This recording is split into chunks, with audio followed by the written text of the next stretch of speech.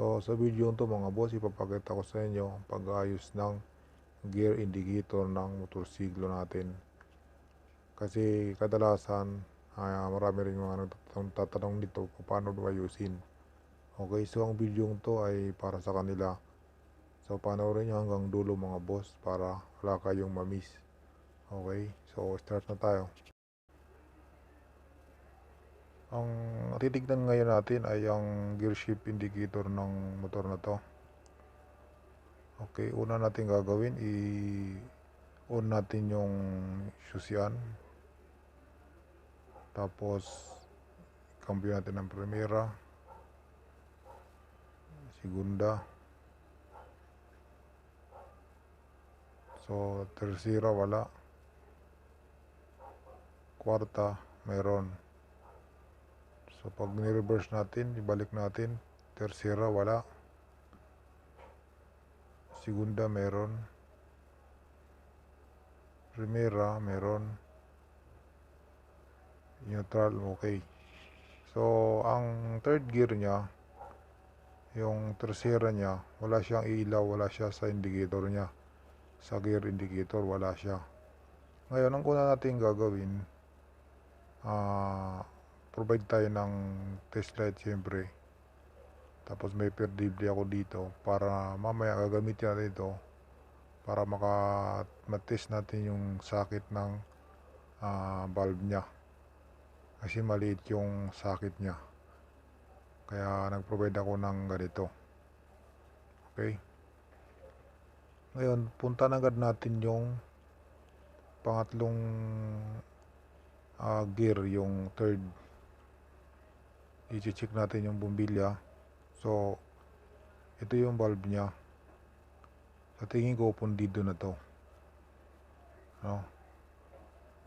Ngayon, para malaman natin kung pundido lang yan, i-test natin yung sakit nya. Sa pamamagitan ng test light natin na ginawa kanina. I-test natin itong sakit kung may supply. Para masigurado natin na pumbilya nga lang ang palitan. So ang gagawin natin, i-cambio natin sa tercera. Yan, primera, segunda,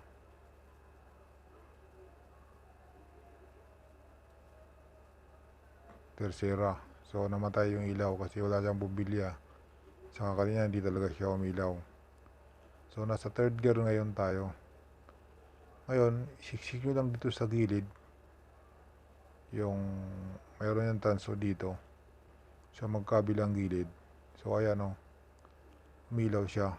So ibig sabihin, okay yung supply nya. Ang may problema lang ay valve. So pundido na yung valve. So ngayon, natitiyak natin na valve lang ang problema nito. So pwede natin ang palitan na lang. Ngayon, paano naman kung itong iba dito, halimbawa, wala siyang kuryente. Pag tinis natin yung mga sakit, tapos walang kuryente itong mga to. No, sunod natin na gagawin, kung wala tong kuryente, titingnan natin sa baba mamaya.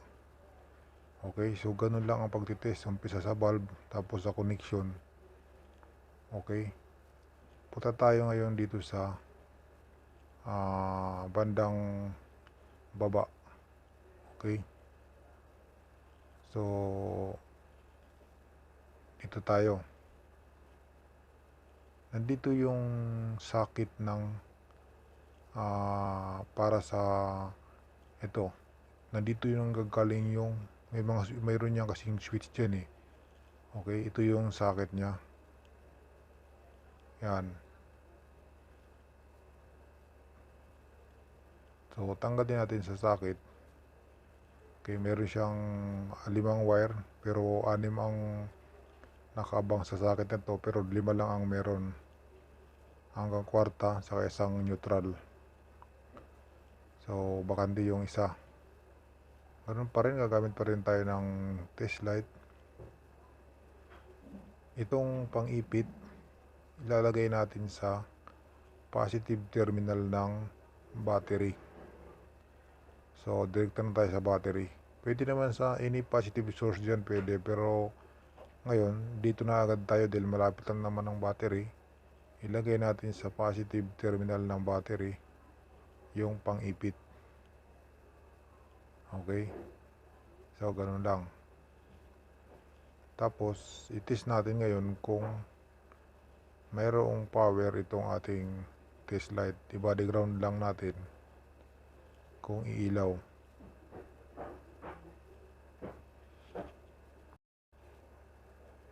So ayan mga sir, umilaw yung ating test light. So ibig sabihin okay yung pinagkabitan natin sa positive. Ngayon, ang gagawin natin sunod, ikakambyo natin ng primera. Okay, cambio natin ng primera para malaman natin kung aling gear dito ang may problema. Kung okay ito lahat, ititest natin kung okay ito lahat. So yan, ito neutral to, neutral muna to, tapos primera natin yan. So yung kasunod na wire, ito primeras, yan primera yan.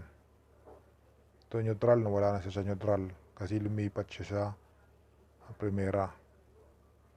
Okay, sunod naman natin segunda. Okay, so yun, umilaw din yung segunda niya. So paikutin natin yung gulong para pumasok yung kambyo. So ito tercera, okay din. Tapos kwarta, okay. So ibig sabihin itong switch na to okay siya, no? Maganda yung neutral natin. So yan, wala ito.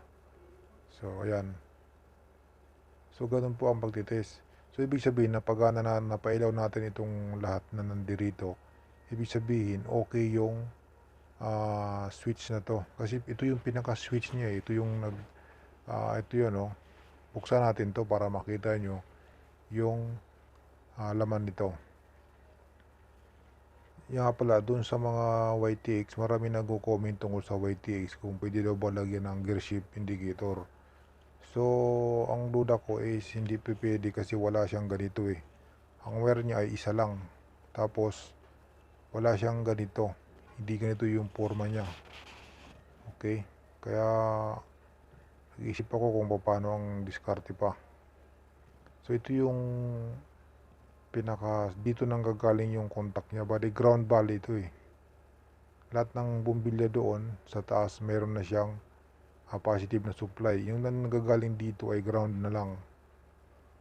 So makikita nyo dito sa baba, mayroon siyang ayan o, mayroon siyang parang may spring yan. Yan o, yan, lumulubog-lubog siya. Pagka kinambyo natin, lumilipat-lipat siya. Okay, yan o. So yan, once na kinakambyo, lumilipat siya ng pwesto. Ganun po, siya ang nagdidetect ngayon kung pang ilang gear siya, base sa position ng pinaka-switch na yan. So yan, neutral yan. So minsan nasisira yan pagka sa kalumaan na. Minsan hindi na bumabalik yan, yung spring sa loob nawawala, hindi na siya ganong tumutulak.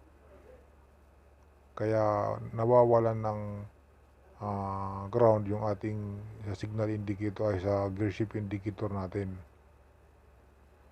Tapos ito napupudpud din to pag luma na. Yan. So pag sira na to, isa sa magiging dahilan yan kaya wala na tayong indicator sa taas, yung sa gear. So ganun lang po kamadali ang pagtutroubleshoot sa gear shift indicator. So Sana nakatulong ang video nito. Maraming salamat.